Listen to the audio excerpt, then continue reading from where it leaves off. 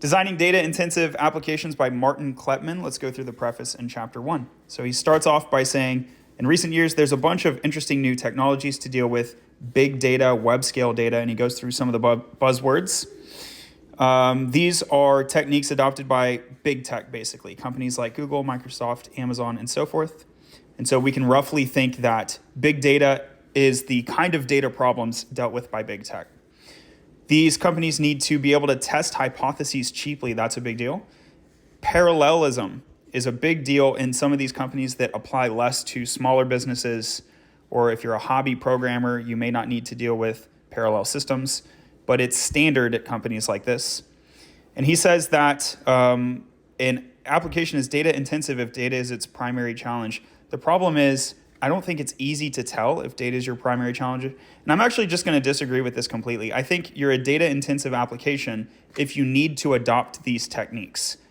And that lots of systems will need to be doing this. Even if data isn't their primary challenge, they might still need to implement parallelism and so forth.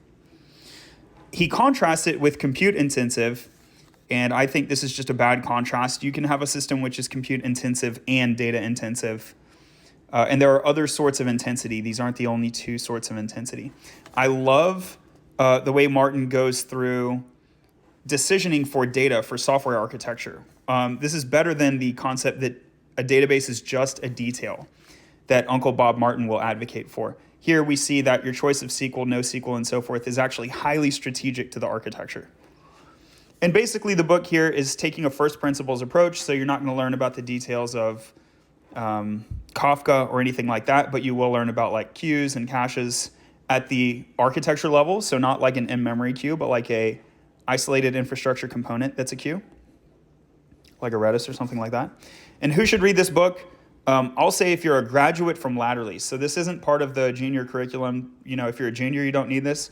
But after you graduate, even if you're on the job, like once you've gotten your first job, don't worry about this before your first job, but even once you've gotten your first job, and if you're trying to be awesome and head towards mid, I think you can go ahead and read this and learn a lot from it.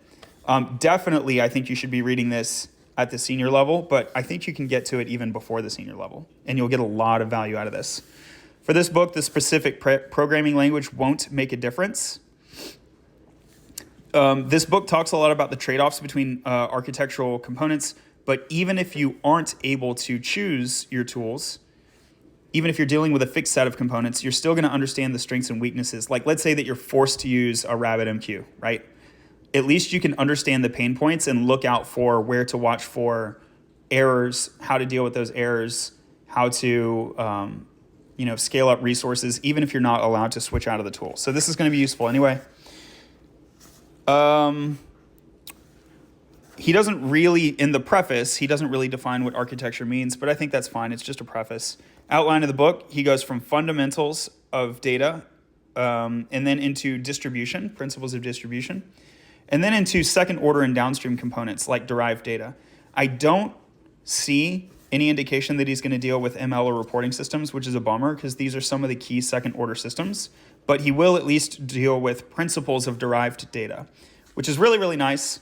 So maybe in a future edition, there will be a part 4 where just like part 1, here's the fundamentals, but then give me the actual systems that are going to make use of that derived data, like ML needs clean data and so forth.